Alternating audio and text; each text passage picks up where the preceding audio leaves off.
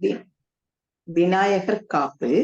அதாவது திருமூல விநாயகரை பத்தி முதல்ல விநாயகரை பத்தி தான் பாடியிருக்காரு. 5 கரத்தனை யானை முகத்தனை இந்தின் இளம் பிறை போலும் எய்ச்சனை நந்தி மகந்தனை ஞான கொழுந்தினை புந்தியில் வைத்தடி போற்றுகின்றேனே.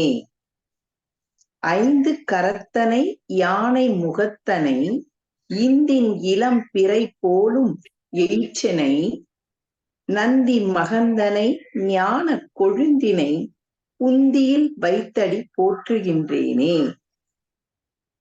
5 கரத்தனை. இப்போ நம்ம 5 கரத்தனைனா நம்ம 5 கரங்களை உடையவன் சொல்லிடுவோம். யானை முகத்தனைனா யானை முகம். இந்தின் இளம் பிறை போல எய்ச்சனா, அதாவது 3ஆம் பிறை வரும்பொழுது அவ்வளவு மெலிசா இருக்கும் அந்த சந்திரன். அது போல இருக்குமா அவருடைய கொம்பு, அந்த தும்பிக்கைக்கு அருகில இருக்கிற கொம்பு. அப்புறமா நந்தி உடைய மகன் சொல்லுவோம். அறிவின் உச்சமாக இருக்கக்கூடிய பரம்பொருளை அடிபணிந்து வணங்குகின்றேன் அப்படின்னு நம்ம மேல்வாரியா பார்க்கும்போது, இப்போ 5 கரத்தனைனா 5 கரம். 5 கரம்னா பஞ்சபூதங்கள் 5ம் பெற்று இருப்பவன். யானை முகத்தை உடையவன். யானை முகத்தை உடையவனா, இந்த பஞ்சபூதங்கள் யானை முகம் எப்படி இருக்குது? காது பெருசா இருக்கு, கண்ணு சின்னதா இருக்கு, வாய் குட்டியா இருக்கு. அதை பார்த்து நம்ம இந்த பஞ்ச பூதங்கள் வழியாக தான் நமக்கு அழுத்தம், ஒளி, சுவை, மனம் இவை அனைத்தையும் நம்ம உணர்றோம். இதெல்லாம் இப்ப இந்த காது பெருசா இருக்க தொட்டு அது நல்ல செய்தியை கேக்குது. இன்னொன்னு காதை வீசிக்கிட்டே, அதாவது விசிறிக்கிட்டே இருக்குது. ஏன்னா எந்த ஒரு துன்பமும் அது படாம இருக்கணும். அதாவது எந்த கெட்டதும், ஒரு சிறு எறும்பு அது உள்ள வந்தா கூட அது இறந்தே போயிடும்.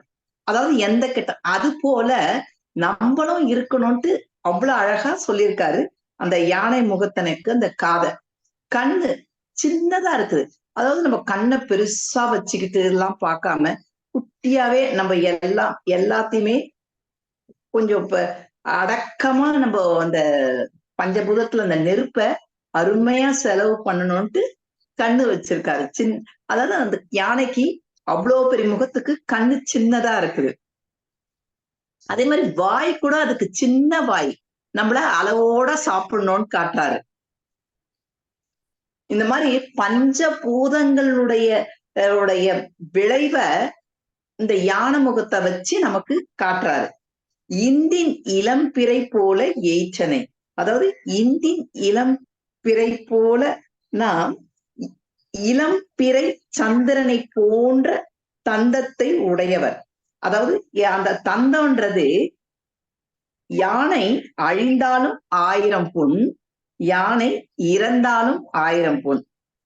அதாவது இப்ப நம்ம அதுலதான் அவரு நிறைய அந்த வேதங்கள்லாம் எழுதியிருக்காரு அந்த தந்தத்துலதான். அதனால அதுக்கு அந்த தந்தத்தை இளம் பிறை சந்திரனை போன்ற தந்தத்தை உடையவன்ட்டு சொல்லியிருக்காரு. அந்த இதுல எழுதுனா வேதங்கள்லாம் அந்த அகத்தியர் அருகில இருந்து அவர் எழுதியிருக்காரு. அந்த வேதங்கள் என்றைக்கும் அழியாம இருக்குது. எப்படி இப்ப அந்த யானை இறந்தாலும் 1000 பொன், யானை அழிந்தாலும் 1000 பொன். அந்த தந்தத்துக்கு இருக்கிற மதிப்பு தான் அந்த வேதத்துக்கு இருக்கிற மதிப்புக்கு அந்த இந்தி இளம்பிறை போலும் எய்ச்சனைன்னு எழுதியிருக்காரு. நந்தி மகந்தனை, இங்க நந்தின்றது நம்ம மனசதான் எடுத்துக்கணும். அப்போ நந்தின்றது அந்த இறைவன் தான். எப்ப அந்த நந்தி அதாவது நந்தி இறைவனா மாறும்னா நம்ம அந்த ஆணவம் கண்மம் மாயையிலிருந்து மறைய சமயத்துலதான் நந்தியா நம்ம மாற முடியும். இப்ப நம்ம கலங்கப்பட்டு இருக்கிற அந்த மனசை நல்லா சரி பண்ணணும். அதனால அத நம்ம கோயிலுக்கு எல்லாம் பிரதோஷத்துக்கு எல்லாம் போகும் சமயத்துல கூட அந்த நந்தி கிட்ட போய் பேசுற மாதிரி, அதாவது நம்ம கிட்டதான் நம்ம பேசிக்கிறோம். அப்படிலாம் சொல்லி கொடுத்தாங்க அந்த காலத்துல. ஞான கொழுந்தினை. ஞான கொழுந்தினைனா அதாவது ஞான கொழுந்தினை ஞான சிகரமாக விளங்கும் பேராற்றல் பேரறிவாக விளங்கும் சிவனின் புத்திரன்.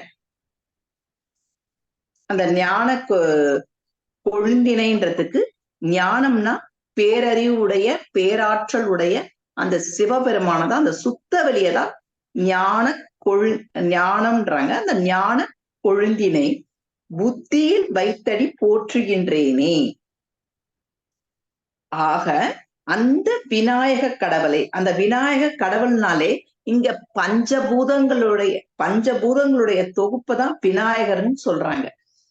அவரை நம்மளுடைய அறிவினில் வைத்து அவருடைய திருவடிகள்னா அந்த திருவடினா பஞ்சபூதத்தை தான் சொல்றாங்க.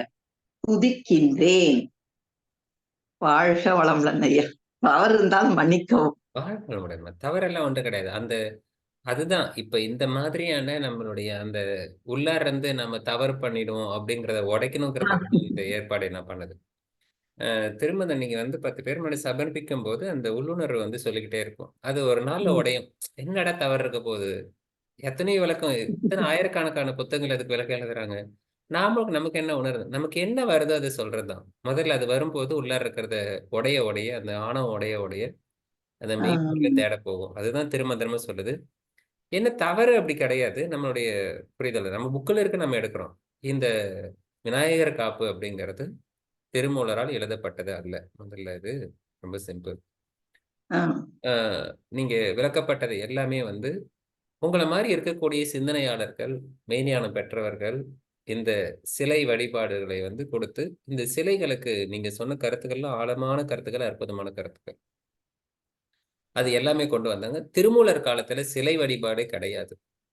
ஈவன் திருமூலர் சிவன் சிவன் சொல்லும் போது நமக்கு நினைப்பு வரதெல்லாம் சிவாஜி கணேசன் அந்த மாதிரிதான் நினைப்பு வரும். அவரு போட்ட சிவன் வேஷம் தான் நமக்கு தெரிஞ்சு திருவிளையாடல பெரிய சிவன் வேஷம். ஆனா அக்காலத்துல அப்படி கிடையாது. விநாயகருக்கு இன்னைக்கு நம்ம அதுக்கு ஏன் அந்த மாதிரிலாம் வச்சிருக்காங்கன்னா பஞ்சபூத தத்துவங்கள் தான். அதுல என்ன சொல்றாங்கன்னா, எதை தெரிந்து கொண்டால் ஞான கொழுந்து அப்படிங்கிற ஒரு வேர்டு இங்க ஞானத்திற்கான படிநிலை அப்படிங்கிறது. அது விநாயகருக்கு நம்ம அடையாளப்படுத்தியிருக்கோம். இந்த இயற்கையினுடைய, அதாவது இந்த ஒட்டுமொத்த பிரபஞ்சம் அல்லது உலகம் அல்லது உங்களால எவ்வளவு கற்பனை பண்ண முடியுதோ இதை ரெண்டா பிரிக்கலாம். ஒண்ணு இருப்பு, இன்னொன்னு இயற்கை. இருப்பாக இருப்பது இறைநிலை. இந்த இறைநிலையிலிருந்து வெளிப்பட்டது இயற்கை. இந்த இயற்கை முழுவதும் இறைநிலையில தான் இருக்கு. இந்த இயற்கைக்கு 2 தத்துவம் உண்டு. ஒண்ணு, இந்த இருப்புல இருந்து வந்ததுனால அதுக்கு இருப்பு நிலை அப்படிங்கிறது ஒண்ணு ஆதாரமா வச்சுக்குது, அசையாம இருக்கிறது. இன்னொன்னு இயங்கிறது. இந்த இயங்கிறது அப்படிங்கிறது தான் ஆற்றல் அப்படின்னு சொல்றோம். இந்த ஆற்றலை கண்ட்ரோல் பண்றதுக்கு ஒண்ணு இருக்கு. இத 2 சேர்த்து இயக்கம் சம்பந்தப்பட்டது, ஆற்றல் சம்பந்தப்பட்டது. இயற்கையில 2ஆ பிரிக்கணும். ஒண்ணு கான்சியஸ்னஸ், இன்னொன்னு இயக்கத்துக்கு சம்பந்தப்பட்ட ஆற்றல். அப்போ எனர்ஜின்னு ஒண்ணு இருக்கு, பிரகாசம்னு ஒண்ணு இருக்கு. அப்ப பிரகாசம்ங்கிறது அந்த கான்சியஸ்னஸ், அறிவு நிலை அப்படிங்கிறது. இறைநிலையில நீங்க இதைதான் பிரிக்கணும். இறைநிலையிலிருந்து இயற்கைக்கு வரும்போது இயற்கையை 2ஆ பிரிக்கிறோம். ஒண்ணு கான்சியஸ்னஸ், அறிவு, இன்னொன்னு எனர்ஜி, ஆற்றல். இந்த ஆற்றல் 2 வகையா இருக்கு. ஒண்ணு உந்து சக்தி, இழுத்துட்டு போகக்கூடியது அல்லது தள்ளக்கூடியது, அதுல இயங்கக்கூடியது அல்லது ஒரு உத்வேகத்தை கொடுக்கக்கூடிய, வேகத்தை கொடுக்கக்கூடிய ஒரு சக்தி இருக்கு. இன்னொன்னு அதுக்கு நேர் ஆப்போசிட்டா இருக்குது. அது எப்படி தடுக்கிறது, அது எப்படி நிறுத்துறது அப்படின்ட்டு. அந்த தடுத்து நிறுத்துறதுக்கு பேரு தமஸ்ன்னு பேரு. அதை உந்தி இயங்கி கொண்டு போறதுக்கு பேர் ரஜஸ்ன்னு பேரு. இந்த ரஜஸும் தமசும் ஆப்போசிட்ல இயங்கிட்டே இருக்கும். அதனாலதான் இந்த அலை அப்படிங்கிற ஒரு தத்துவம் உருவாகுது. அலை தத்துவத்துலதான் நீங்க முதல்ல இயற்கை ஆரம்பமாகும்.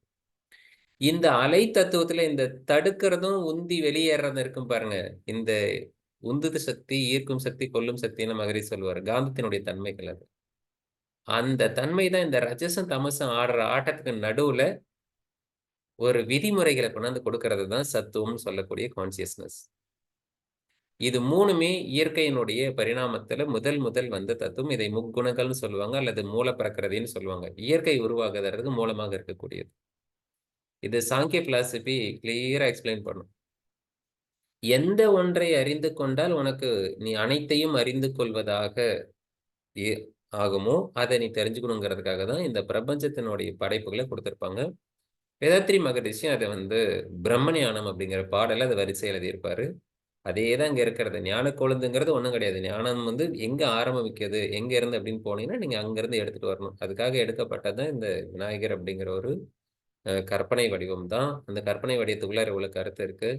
அந்த கருத்து இது எல்லாமே இந்த திருமந்திரத்தை எழுதும் போது திருமூலரால் எழுதப்பட்டது அல்ல. பிற்காலத்தில் தங்களை போன்ற சிந்தனையாளர்கள் இதை ஒரு விநாயகர் காப்பு இருக்கணுங்கிறதுக்காக இதை அந்த பஞ்சபூதங்களை நம்ம தெரிஞ்சுக்கணுங்கிறதுனாலையும் இது இடைச்சொற்களாக சொருக்கப்பட்ட ஒரு மந்திரம் தான். அற்புதமான திருமந்திரம் இது, காப்பாக இருக்கு. மிக்க நன்றி அம்மா, தேங்க்யூ. வாழ்க வளமுடன். வாழ்க.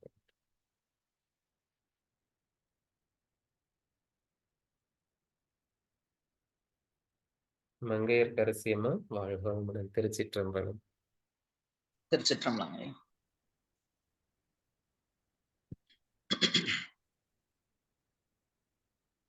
ஒன்றவன் தானே இரண்டவன் இன்னருள் நின்றனன் மூன்றினுள் நான்கு உணர்ந்தான் ஐந்து வென்றனன் ஆறு விரிந்தனன் எழும்பற் சென்றனன் தானிருந்தான் உணர்ந்து எட்டே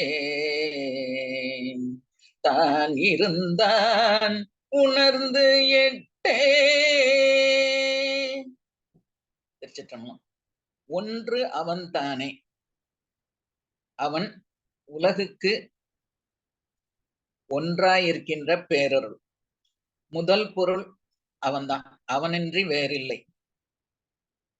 இரண்டு அறக்கருணை மரக்கருணை அப்படின்னு இரண்டு, சத்தியும் சிவமுமாய் இரண்டாய் இருக்கின்றான். இரண்டு அவன் இன்னருள் நின்றனன் மூன்றினுள், மூன்றில் நிற்கின்றான். லயம் போகம் அதிகாரம் அப்படிங்கிற மூன்று, அதில் உருவமாய் அருவுருவமாய் அருவமாய் பிரம்மன் திருமால் உருத்திரன் என்ற மூன்றினுள்ளும் அவனாகி நிற்கின்றான். நான்கு உணர்ந்தனன். நான்கு உணர்வது அறம் பொருள் இன்பம் வீடு என்ற உறுதி பொருள் வகை. அதில் சரியை கிரியை யோகம் ஞானம் என்றும் நான்கு மார்க்கங்கள் உள்ளன. ஐந்து வென்றனன். ஐந்து உணர்வது நமது ஐம்பொறிகளை. ஐம்பொறிகளை வென்று ஆறு விரிந்தனன். ஆறு விரிவது அப்படிங்கிறது மந்திரம் பதம் வண்ணம் கலை புவனம் தத்துவம் என்ற ஆறு கலையாகி விரிவது. அது ஆறு அத்வாக்களாகியும் சொல்வதுண்டு. ஆறு அத்வாக்களை தாண்டி நிராதாரத்தில் இருக்கின்றான் என்று. ஏழு உம்பர் சென்றனன். ஏழுங்கிறது ஏழு லோகம், புவனலோகம், விஷ்ணுலோகம், ருத்ரலோகம், மகேஸ்வரலோகம், சதாசிவலோகம், சத்தியலோகம், சிவலோகம் என்று ஏழு வகை லோகம் அப்படியும் சொல்றது உண்டு. ஏழு வகை பிறப்பு அப்படின்னு சொல்றது உண்டு. ஏழு உம்பர் சென்றனன். எட்டு உணர்ந்து அட்டமூர்த்தியாய் நிலம் நீர் நெருப்பு காற்று ஆகாயம் நிலா பகலோன் உயிர் என எட்டாக இருக்கின்றான். எட்டாக இருப்பது வீர செயல்கள் 8 இடங்கள்ல இருப்பதாகவும், கணக்கு எடுப்பதுண்டு. இது வந்து எண்ணலங்கார பாடல் அப்படின்னு சொல்லுவாங்க. இத இருநிலனாய் தீயாகி நீருமாகி அப்படின்னு திருநாவுக்கரசர் சொல்லியிருப்பாரு. எல்லாமாகியே அவனா இருக்கின்றான் அப்படிங்கிறது இந்த பாட்டுல வரும். இந்த பாட்டு வந்து ருத்ரத்துக்கு சமமா சொல்லுவாங்க. இந்த எண்ணலங்கார பாடல் வந்து ஞானசம்பந்தர், நாவுக்கரசர், நக்கீரர், அருணகிரிநாதர் நிறைய பேர் இந்த எண்ணலங்கார பாடல்களை பாடியிருக்காங்க. ஓரொரு வாயினை மானாங்காரத்துன்னு ஞானசம்பந்தர் பாடியிருப்பாரு. இப்படி எண்ணலங்காரம் ரொம்ப பிரசித்தமா இருக்கிறது. எட்ட முடியாத அவனை நாம எட்டி பிடிக்க வேண்டும். எப்படின்னா உணர்வினால் எட்டி பிடிக்க வேண்டும். நாமும் அவனை பிடிப்பதற்கு முயன்று கொண்டு இருக்கின்றோம். முயல்வோம். திருச்சிற்றம்பலம். நன்றி. மங்கையர்க்கரசி அம்மா வாழ்க வளமுடன். ஒரே ஒரு தடவை இன்னொரு தடவை இந்த பாட்டை மட்டும் பாடுங்க.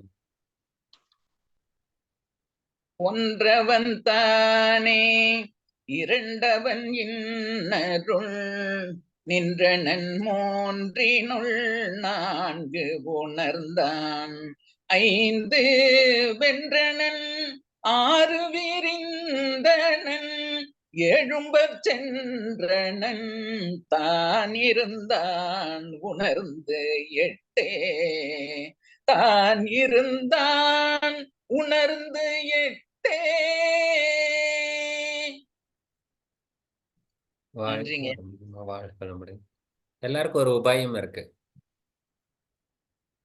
எட்ட முடியாதவனை உணர்ந்து எட்டுவதற்கு. மங்கையர்க்கரசி அம்மா திருமந்திரங்களை பாட சொல்லி விட்டு கேட்டுட்டு இருந்தோம்னா இறைவனை உணர்ந்து எட்டிடலாம். அவ்வளவுதான். ரொம்ப சிம்பிள் டெக்னிக். இந்த திருமந்திரம் பொறுத்த வரைக்கும் ஒரு என்ன சொல்றது, யாரு வேணா இன்டர்பிரட் பண்ணலாம். இதுக்கு இப்படிதான் இருக்கணும்லாம் கிடையாது. உங்களுக்கு எது எதெல்லாம் எண்ணிக்கையில என்னென்னலாம் தெரியுமோ, 1, 2ல இது இதெல்லாம் இருக்கோ, இதெல்லாம் வரிசைப்படுத்தியிருக்கோ, அது எல்லாம் நீங்க போட்டுக்கலாம். யாரும் உங்களை தடுக்க போறது இல்லை. 4ன்னு எடுத்த வேதங்கள்னு எடுத்துக்கலாம், 3 எடுத்தா நீங்க எதை வேணா போட்டுக்கலாம். எப்படி வேணா இன்டர்பிரட் பண்ணலாம். இறைநிலை இது ஒரு பொதுவான ஒரு இடத்துல அது நிக்குது. அதை நீங்க எதுல வேணா நீங்க போத்தாலும் அதுக்கு அது அடாப்ட் ஆகும். இதுல இதுதான் கரெக்ட், இதுதான் ராங் அப்படிதான் எதுவுமே கிடையாது. கடைசியில என்ன சொல்லி முடிக்கிறாருன்னா, உணர்ந்து எட்டுங்கிறாரு. எட்டுவது என்றால் நாம் எய்துவது அல்லது பிடிப்பது அல்லது அந்த இடத்த போய் ரீச் ஆகிறது, இறைவன் கிட்ட போய் சேர்றது, இறைவனடி சேர்றது, மோட்சம் அடைவது அல்லது முக்தி அப்படின்னு சொல்லக்கூடிய அந்த முழுமையான ஒரு இடம். அவ்வளவுதான். அது எங்க இருக்கு அப்படின்னா உணர்வு மூலமா தான் போக முடியும் அப்படிங்கிறதா. இதை உணர்ந்துதான் நீங்க என்ன வேணா படிங்க. எக்ஸ்பீரியன்ஸ்ட் நாலேஜா வரணும். தனக்குள்ளார உணர்வாக வர வேண்டும். அதுக்கு முன்னாடி இருக்கிற படிநிலைகள் எல்லாம் படிப்படியா வந்தீங்கன்னா கடைசியில நீங்க எங்கதான் போக போறீங்க? இந்த வாழ்க்கையை அனுபவிச்சு கடைசியில போகக்கூடியது அடையக்கூடிய இடம் இறைநிலை தான், இறைவன் தான். அதை தான் நம்ம உணர்த்து எட்டணும் அப்படிங்கிறது. அப்போ நாங்க படிக்கிற எல்லா விஷயமும் தனக்குள்ள உணர்வாக வர வேண்டும். உணர்வாக வரதுக்கு தான் ஏற்கனவே நம்ம சொல்லியிருக்கோமே, உணர்வு ஒரு மந்திரம். அப்போ இந்த மந்திரத்தை நம்ம திரும்ப திரும்ப நினைப்பது. இந்த மந்திரங்கள் எல்லாமே ஆழ்ந்து எங்க எடுத்து செல்லணும்னா தனக்குள்ளார, ஒவ்வொருத்தருக்குள்ளாரையும் தனக்குள்ளார இருக்கக்கூடிய அந்த மெய்ப்பொருள், அந்த இறைநிலையை நோக்கி நம்மையே நமக்குள்ளாரையே ஆழ்ந்து சென்று போகும். அவ்வளவுதான். நாம விரிந்தன விரிந்து போகலாம். இந்த விரிந்து அப்படிங்கிறது எவ்வளவு பெருசு விரிய முடியும்? சரி, உடம்பை தாண்டி உங்க ரூம் வரைக்கும் விரிகிறீங்க. அதுக்கப்புறம் உலகம் சந்திரன் வரைக்கும் விரிகிறீங்க. அப்புறம் பெருசா சூரியன் இருக்கிற அளவுக்கு விரிகிறீங்க. கேலக்சி வரைக்கும் விரிகிறீங்க. அப்படியே பெருசா பிரபஞ்சம் வரைக்கும் விரிஞ்சிட்டீங்க. விரியறதுன்னா என்ன அர்த்தம்? நீங்க கண்ணை மூடி உட்காந்து உங்க மனசால விரிக்க முடியும். நீங்க விரிய போறது இல்லை. நாம இருக்கிற உடம்பு ஏற்கனவே விரிஞ்சது எப்படா குறைக்கலாம்னு பார்த்துட்டு இருக்கிறோம். இந்த உடம்பை தாண்டி மனதால விரியணும். விரிய விரிய இந்த பிரபஞ்சம் உங்களுடைய கற்பனைக்கு, உங்களுடைய காட்சிக்கு மனம் கட்டுப்பட்டு உள்ளார கொண்டு வந்து வைக்குது. அப்ப என்ன அர்த்தம்? இவ்வளவு பெரிய பிரபஞ்சத்தை சுருக்குது. நீங்க விரிய விரிய இந்த ஒட்டுமொத்த பிரபஞ்சமும் சுருங்கி சுருங்கி தங்களுடைய கருத்துக்கு உள்ளார சேருது. சோ நீங்க விரிஞ்சு போனாலும் சுருங்கி போனாலும் விரிந்து போனாலும் கடைசியில இருக்கிறது இறைவன் தான். சுருங்கி போனாலும் உங்க உள்ளார ஆழத்துல இருக்கிறதும் இறைவன் தான். ரெண்டும் ஒண்ணுதான். அதுதான் நம்ம ஆழ்ந்து அகன்ற நுண்ணியனே அப்படின்னு சொல்றோம். ஆழ்ந்து அகன்ற நுண்ணியனே அப்படிங்கிற வேர்டே அதுதான். அதுதான் வேலாகவும் சூலமாகவும் காட்டுவாங்க. ஸோ ஒரு பக்கம் நுண்ணியம் இருக்கும், ஒரு பக்கம் ஆழம் இருக்கும். அதனோட கைப்பிடி நீளமா நீண்டு இருக்கும். ஒரு இடத்துல அகன்று இருக்கும், ஒரு பக்கம் சுருங்கி இருக்கும். தத்துவங்கள் எல்லாமே இப்படி இருக்கும். அப்பேற்பட்ட ஒரு அற்புதமான திருமந்திரம் தான் இங்க அம்மா எடுத்து குடுத்துருக்காங்க. ஸோ இத பொறுத்தவரைக்கும் இந்த இன்டர்பிரிட்டேஷன் இப்படி கரெக்ட் அப்படிலாம் எதுவும் கிடையாது. நீங்க எப்படி வேணா இன்டர்பிரெட் பண்ணலாம். ஏன்னா இறைநிலை எந்த இடத்துலயும் உங்கள கோச்சிக்க போறதில்ல. அற்புதமான திருமந்திரம். நமக்கு என்ன விஷயம்னா, உணர்வு ஒரு மந்திரம்.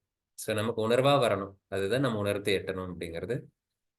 ஸோ இந்த வகையில இந்த அ சிந்தனைக்கு வந்து பங்கெடுத்துக் கொண்ட சாமி அம்மா முதற்கொண்டு மங்கையர்க்கரசி அம்மா வரைக்கும் அனைவருக்கும் வாழ்த்துக்கள், நன்றிகள். எல்லாருடைய சார்பாகவும் வாழ்க வளமுடன். இன்னைக்கு வந்து ஓரளவுக்கு ஒரு வித்தியாசமா ஏன்னா, நானே வகுப்பு எடுத்துட்டு இருக்கேன்னா, ஒரு சிலர் போர் அடிக்கும். "என்னய்யா நீயே பேசிட்டு இருக்க? உன் வார்த்தைய எத்தன நாளா கேட்கறது? உன் வாய்ஸ் என்ன டிஃபரெண்ட்டா எங்களுக்குள்ளார என்ன இருக்குன்னு பாரேன். எங்களுக்குள்ள என்ன உணர்வு இருக்கு பாரேன்" அப்படின்னு காட்டக்கூடிய ஒரு இடம் தான் இது. எல்லாமே ஒரு அற்புதமா பண்ணீங்க. வாழ்க வளமுடன். இது போல இன்னொரு நாள் என்னைக்காவது நம்ம சிந்தனையில நான் உங்களுக்காக பதிவு குடுக்குறேன். நாளைக்கு அருள்மொழியம்மா எனக்கு நாளைக்கு சான்ஸ் வேணும்னு கேட்டிருக்காங்க. பார்க்கலாம். கண்டிப்பா நீங்க பண்றதா இருந்தா அதுக்கான வாய்ப்புகள நம்ம ஏற்படுத்திக்கலாம். அ இதோட இந்த வகுப்பை நாம் நிறைவு செய்யலாம்.